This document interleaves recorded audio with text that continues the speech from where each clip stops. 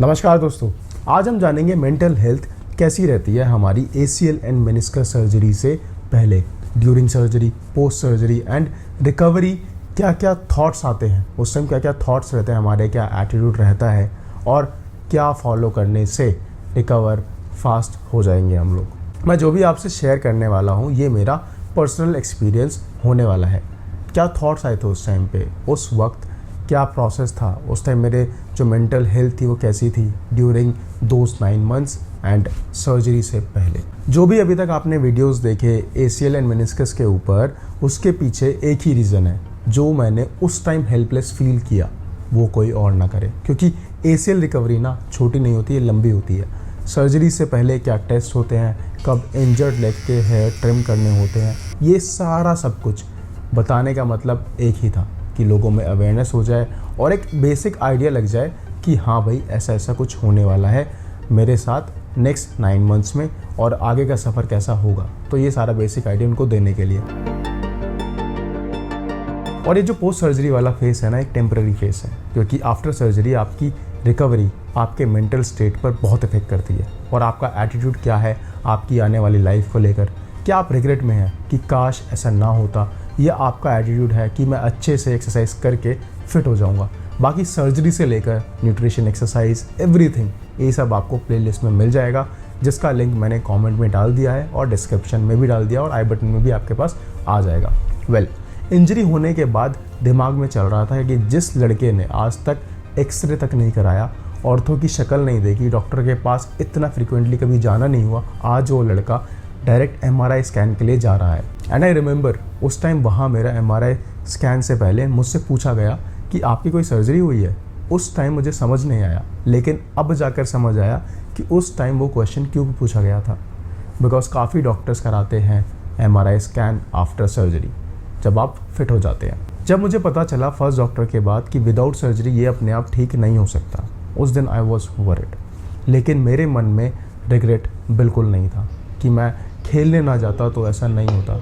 अब ये जो पॉइंट बताने का रीज़न इसलिए बता रहा हूँ क्योंकि हम में से कितने लोग किसी पर्टिकुलर इवेंट के लिए कितना रिग्रेट फील करते हैं कि जिस वजह से इंजरी हुई होती है, कभी अपने आप को ब्लेम कर जाते हैं। बट लाइफ है यार, you never know next moment में क्या से क्या हो जाए। और खेलने में तो चोट लगती रहती है, कभी कम तो कभी बहुत ज़्यादा। बट अंदर तो यही चल रहा था कि सर्जरी से कैसे बचा जाए, बिकॉज यकीन नहीं हो रहा था कि थोड़ा सा गिरने से इतना कुछ हो सकता है। देन आई रिमेंबर रात के 11 बजे मैंने MRI रिपोर्ट्स के सारे टर्म्स के बारे में पढ़ा और 2 से 3 घंटे रिसर्च की और ACL एंड मेनिस्कस के बारे में पढ़ा। तो इसमें यही निकल कर आया कि surgery is the only way to recover. क्योंकि मोस्टली डॉक्टर्स ने बोल दिया था सर्जरी के बिना ठीक नहीं हो सकता, अपने आप ठीक नहीं हो सकता। Then I was convince.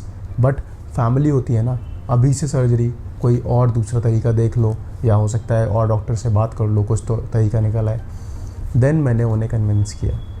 फिर काफ़ी जगह अपनी रिपोर्ट्स को भी भेजा, फिर से मैंने खुद से ट्राई किया और जगह डॉक्टर्स को भी रिपोर्ट्स भेजी और अच्छे लेवल पे भी भेजी। लेकिन एक अंदर ही मन में था कि कुछ तो रिस्पॉन्स मिले। फिर कुछ लोग मिले, दे सेड बिना सर्जरी के हम लोग आपको ठीक कर देंगे। बट एक होता है ना कि वो घुमाने वाला, तो मुझे लगा इन सब चक्करों में पड़ के पैसा वेस्ट होगा और कुछ नहीं होगा। क्योंकि मैंने इतना कुछ पढ़ लिया था, डॉक्टर्स ने भी सजेस्ट कर दिया था कि बिना सर्जरी के आप नहीं हो सकते ठीक। बट जब भी सर्जरी की बात आती है थोड़ा नेगेटिव हो जाते हैं हम लोग कि कोशिश करो ना करानी पड़े, अभी मत कराओ, बाद में करा लेना। देन आई सेड कि सर्जरी से मैं वापस रनिंग कर पाऊँगा, अगर सर्जरी नहीं कराऊँगा तो मैं रनिंग नहीं कर सकता। और धीरे धीरे कुछ सालों में प्रॉब्लम ये बढ़ती जाएगी और ज़्यादा बढ़ जाएगी। उस टाइम वो सब चल रहा था मेंटली सर्जरी से पहले। अब जब पता चला कि surgery is the only way, then मैं वहाँ से एक प्राइवेट हॉस्पिटल में गया और वहाँ पे मुझे सर्जरी की जो कॉस्ट बताई which was around 3 to 4 lakhs। Then मुझे बोला कि आप सफदरजंग में देखो, वहाँ स्पोर्ट्स के काफ़ी लोग आते हैं, बस थोड़ा टाइम ज़्यादा लगेगा बट अच्छा आपकी सर्जरी हो जाएगी, क्योंकि उनका डेली का यही काम है लिगामेंट सर्जरी का। अब सर्जरी की डेट्स मिली और उन्होंने प्री हैव एक्सरसाइज बताई। मैंने वो एक्सरसाइज स्टार्ट करी और उससे मुझे पेन में काफ़ी रिलीफ मिला। तो आई वॉज हैप्पी कि भाई मैं तो अब ठीक हो रहा हूँ। एंड सबकॉन्शियसली मैं इस भ्रम में था कि डॉक्टर बोलेंगे अरे ये तो ठीक हो गया, अब सर्जरी की ज़रूरत नहीं है। मतलब आप देख रहे हो कि उस टाइम आपके दिमाग में क्या चल रहा होता है। लेकिन उन एक्सरसाइज का रिलेशन ये था कि जब सर्जरी होती है तो मसल हमारा जो है ना वीक होने लग जाता है, आपकी जो टांग है वो पतली होने लग जाएगी। देन थोड़ी थोड़ी एक्सरसाइज करने से आपका मसल वीक नहीं होता, बिकॉज सर्जरी के बाद आपको फिर से स्टार्ट करना होता है, सारा जो प्रोसेस होता है एकदम फिर से स्टार्ट करना होता है। वो आप एक्सरसाइज वाले वीडियो में देख ही चुके हो कि मैंने जो एक्सरसाइज बताई थी, जो मैंने पर्सनली, जो मेरे फिजियो ने मुझे सजेस्ट करी। अब फिर मुझे डेट्स मिली कि 1 महीने बाद आपकी सर्जरी करेंगे हम लोग। अब सर्जरी का काउंटडाउन चल रहा था और दिमाग में बस यही था कि 2 से 3 महीने घर में ही रहना है, तो सारे काम निपटा लेता हूँ। लेकिन डर बिल्कुल भी नहीं लग रहा था, क्योंकि माइंड को इतना प्रिपेयर कर रखा था, इतनी रिसर्च करके इतना कुछ पढ़ रखा था इसके बारे में, तो mentally I was prepared. Then finally surgery के 1 दिन पहले I was talking to myself कि 2 महीने कैसे निकालने हैं, क्या चीज़ों पर फोकस करना है, कहाँ फोकस करना है। अब देखो, मुझे यहाँ दिखी अपॉर्चुनिटी कि मैं काफ़ी कुछ कर सकता हूँ बिकॉज ऑफ पॉजिटिव माइंडसेट। इसलिए मैं अपने जितने भी वीडियोस होते, चाहे ACL के हो, न्यूट्रिशन के, किसी चीज़ के भी हो, सब में यही चीज़ बोलता हूँ कि अपने माइंड को अगर आप प्रॉब्लम दिखाओगे तो प्रॉब्लम पे फोकस करेगा, अगर सॉल्यूशन दिखाओगे तो सॉल्यूशन पर। ऑल्दो ठीक है, कभी कभार लगता है कि सारा दिन सेम रूम में पड़े रहो, बट मैं सोचता था कि वो दिन कितना अच्छा होगा जब मैं फिर से वॉक करूँगा और फिर से रनिंग करूँगा, फिर से क्रिकेट खेलूँगा। And the biggest motivation was कि कब मैं अपना फर्स्ट मैच खेलूँगा। यही सब चल रहा होता है उस टाइम पर। और एक बार आपकी सर्जरी हुई तो उसके बाद फिजियोथेरेपी ही है जो आपको फिर से रिकवर कराएगी। जिन लोगों को लगता है ना कि अरे अपने आप ठीक हो जाएगा, अब तो एक बार सर्जरी हो गई, तो आप इस भ्रम से जितना जल्दी बाहर निकल सकते हो उतना जल्दी आपके लिए बेटर रहेगा। Then ACL and meniscus surgery वाले दिन अंदर चल रहा था कि फाइनली सर्जरी डे आ गया एंड आई वॉज काम।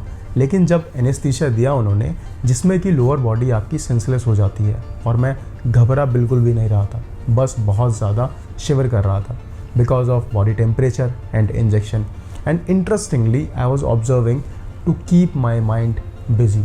ऑल्दो मुझे बस सीलिंग ही दिख रही थी, बट एक मोमेंट आया जिसमें वो फाइनल नी पर ब्रेस लगा रहे थे और मैं डर गया कि ये क्या किया उन्होंने। मेरी लेग, मतलब ऐसे शोल्डर होता है मेरा, तो मेरी लेग इधर की तरफ थी, तो मतलब बहुत ज़्यादा अजीब सा लगा था उस टाइम पे। बट ऐसा कुछ भी नहीं था और पेन नहीं था, बट ठंड बहुत ज़्यादा लग रही थी इंजेक्शन की वजह से, विच वॉज नॉर्मल।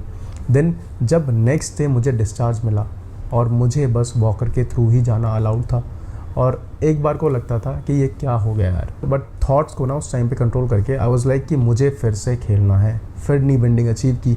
देन उस टाइम काफ़ी अच्छा लगा बिकॉज मुझे वो टाइम याद आ गया जब मैं 30 डिग्रीज तक नी को मोड़ना भी पेन था मेरे लिए, कि ओवर टाइम फिर मैंने नी को कंफर्टेबल हो गया and full range of motion allowed हुआ। लेकिन उन 2 से 3 महीने वॉकर के ही सारा था, वॉशरूम जाना, अब घर में इधर उधर भी जाना होता था तो बीच में हेल्पलेस फील होता था, बट मन में था कि भाई ठीक होना है और फुली रिकवर करना है, फिर से ग्राउंड पे उतरना है। देखो, सबसे ज़्यादा दिक्कत आती है नी को मोड़ने में, 30 डिग्री से 60, 60 से 90, देन उसके बाद फुल रेंज ऑफ मोशन। लोग कहते हैं कि हमारे से नहीं हो रहा है, बहुत पेन हो रहा है, बट आपको धीरे धीरे करके आगे बढ़ना ही होगा, क्योंकि इसके बिना दिक्कत है। मेंटली आप स्ट्रगल कर रहे होते हैं कि कहीं ना कहीं मैं ज़्यादा फोर्स ना लगा दूं, मन में काफ़ी डाउट्स चल रहे होते हैं, और कभी कभार तो ये भी लगता था कि मैं ठीक हुआ भी हूँ या नहीं। लेकिन मैं आपको बता दूँ, ऐसे काफ़ी डाउट्स आएंगे आपके माइंड में, और ये सब ना नॉर्मल भी है। नी बेंडिंग में एम यही होना चाहिए कि जो प्रोग्रेस है ना, 30 डिग्री पहले बेंड हो रहा है, फिर उसके बाद नेक्स्ट डे आपको 35, बट स्लोली झटके से बिल्कुल कुछ नहीं करना, और डॉक्टर्स एंड फिजियो के साथ टच में रहना है। खैर, जब मेरे सुचर्स रिमूव हुए तो वुंड ठीक से रिकवर नहीं हुआ था। देन उसके अंदर से लिक्विड भी निकला। अब ये देखने के बाद सेल्फ डाउट्स तो होते ही हैं, और वो आ जाते हैं कि पता नहीं यार क्या दिक्कत हो गई। But rather than searching solutions online, मैं अपने सर्जन के पास पहुंचा। देन उन्होंने देखा, कुछ मेडिसिन लिखी एंड थोड़ा उन्होंने ड्रेसिंग भी की, कुछ 2 दिन के लिए, बहुत नॉर्मल सी ड्रेसिंग थी। देखो, ऐसे टाइम में मैं चाहता तो परेशान भी हो सकता था, और जितना आप काम रहेंगे उतना बेटर रहेगा और अच्छा होगा आपकी रिकवरी में। ये ACL and meniscus recovery he positive mindset के साथ चलने की है। और यहाँ एक चीज़ मैं ऐड करना चाहूँगा कि सर्जरी के आफ्टर 4 वीक्स मुझे स्वेलिंग थी, जो कि after over a period of time गई, बिकॉज कमेंट्स में मैंने पढ़ा था, पिछले जो वीडियोस पे आपने कमेंट्स करे थे, तो सोचा मैंने यहाँ पे ऐड कर दूँ। सो जो ACL जर्नी का बड़ा टारगेट था मेरा था कि रनिंग करनी है और अच्छे से ठीक होना है। इसलिए मुझे जैसे एक्सरसाइज बताई गई फिजियो के द्वारा वैसे ही मैंने की और छोटे छोटे टारगेट्स को अचीव करना स्टार्ट किया। एंड जब वॉकर एंड ब्रेस डिसकंटिन्यू हुआ और मैंने दोनों पैरों पर चलना स्टार्ट किया, वो काफ़ी ज़्यादा अच्छा एक्सपीरियंस था मेरे लिए। हाँ, मुझे उस टाइम अजीब लगा कि 6 से 7 वीक्स बाद आप दोनों पैरों पर चलते हैं, बॉडी को भी अडेप्ट करने में टाइम लगता है क्योंकि इतने दिनों से आप चल नहीं पा रहे होते हैं। सो 2 से 3 दिन लगे, बट उस टाइम आई वॉज हैप्पी कि चलो कुछ तो इम्प्रूवमेंट देखने को मिली। और जब आप छोटे छोटे माइलस्टोन्स अचीव करते हैं ACL एंड मेनिस्कस रिकवरी में, तो आप अंदर से खुश होते हैं, जिससे बॉडी को पॉजिटिव सिग्नल मिलता है और आपकी रिकवरी फास्ट होती है। और यहाँ फ़नी चीज़ ये भी थी कि अब वॉशरूम में जाना और नहाना थोड़ा ईजी हो गया था मेरे लिए। अदरवाइज़ वॉकर के साथ जाना वो भी एक अलग स्ट्रगल था। एंड जब आप अच्छे से नहाते हो वो अलग ही खुशी होती है, वो अलग ही बात होती है। ऑल्दो ये बात अलग थी कि वो विंटर्स का टाइम था। अब जो अगला माइलस्टोन था वो था जिम में जाना है एंड वर्कआउट करना मेरे लिए काइंड ऑफ हैप्पी आवर्स होता है पूरे दिन का। लेकिन मशीन पर एक्सरसाइज से पहले फिजियो ने मुझे एक बात बोली कि आपको एंकल वेट से 5 kg तक पहुंचना है और अब सारा गेम था स्ट्रेंथ का। पहले आपको 1 kg और 2 kg से स्टार्ट करो, लेकिन जल्दबाजी नहीं करनी। जिम में जाकर मैं स्टेशनरी बाइक का यूज़ करता था बिकॉज वो मुझे अलाउड था। एंड बाकी एक्सरसाइज जो मैंने आपको बताई है अपने वीडियो में वो आप देख लेना, चाहे वो फिजियोथेरेपी या एक्सरसाइज हो।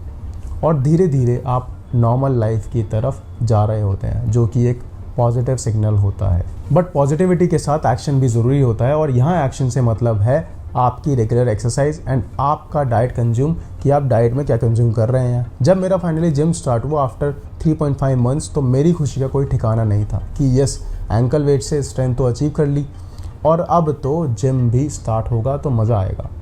और जब मैंने नॉर्मल लेग से लेग एक्सटेंशन में वेट उठाया तो ईजिली उठ गया, बट जब इंजर्ड लेग से उठाया जिसकी सर्जरी हुई थी, आई वाज लाइक कि वो इतना स्ट्रगल करना पड़ा मुझे।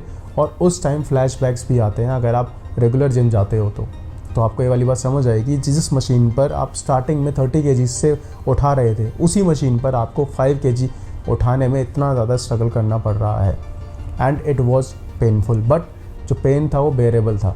और फिजियो ने क्लियरली बोला था झटका बिल्कुल भी मत देना, जो भी रहेगा स्लोली रहेगा। बस अंदर यही चल रहा होता था कि ठीक होना है, आराम से एक्सरसाइज करनी है। और उसके साथ ही मेरी बैलेंसिंग एक्सरसाइज भी स्टार्ट थी, जिसमें कि वोबल बोर्ड पर खड़े होकर आपको बैलेंसिंग करनी होती है।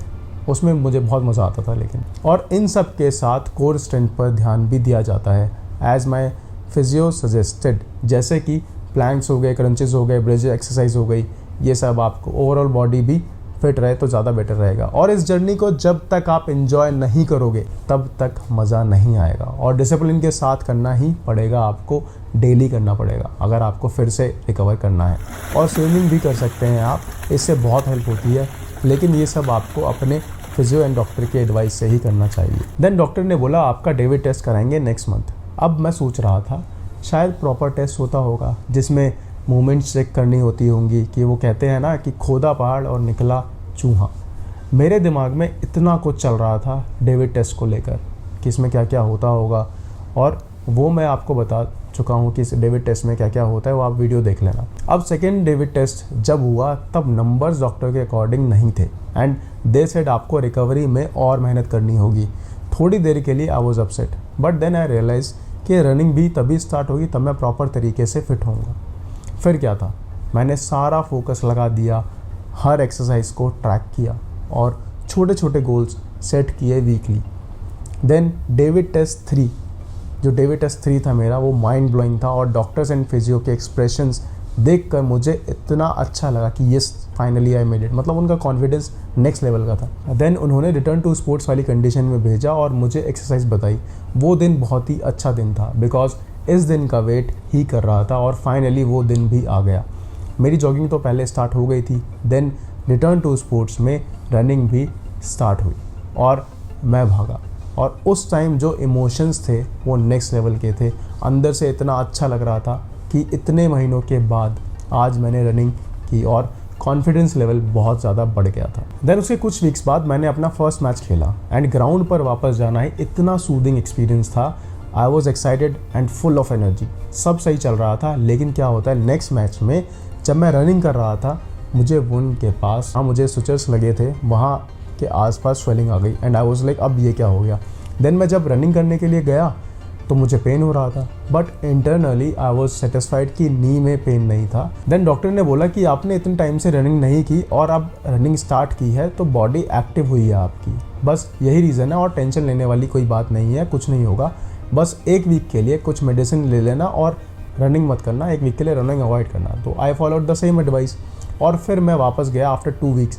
देन ही सेड अब आपको आने की ज़रूरत नहीं है। और एक इम्पॉर्टेंट बात भी बोली, ये सब आप इस वाले वीडियो में देख लेना। मेरी सर्जरी को 9 मंथ्स हुए और अभी तक सब सही चल रहा है। मैच से पहले अच्छे से वार्म अप करना और एक्सरसाइज भी मैं करता हूँ, बट ये जो जर्नी है ना, पॉजिटिव माइंडसेट की है, रेगुलर एक्सरसाइज की है एंड सही डाइट एंड न्यूट्रिशन की है। Ups and downs, ACL recovery journey पूरी भरी होती है अप्स एंड डाउन से, बट आपको बिग पिक्चर पर फोकस करना है और प्रोग्रेस करते रहना है। छोटे छोटे माइलस्टोन्स को अचीव करते रहें, चाहे वो रिकवरी हो या फिर कोई भी फील्ड हो आपकी। सो ये थी मेरी psychology and thinking. I hope आपको ये वीडियो अच्छा लगा होगा। इसको शेयर करें जिसको इस वीडियो को देखने की बहुत ही ज़्यादा ज़रूरत है। जहाँ आप अभी चल रहे हैं ना रिकवरी में, मैं वहाँ से होकर आया हूँ and trust me, just believe in your self. I am telling you, you can do it. All the best आप सभी को जो ये वीडियो देख रहे हैं। कमेंट में अपना फीडबैक ज़रूर शेयर करें और किस टॉपिक पर नेक्स्ट वीडियो आप देखना चाहते हैं वो भी शेयर करें कमेंट्स में। मिलते हैं नेक्स्ट वीडियो में नेक्स्ट संडे।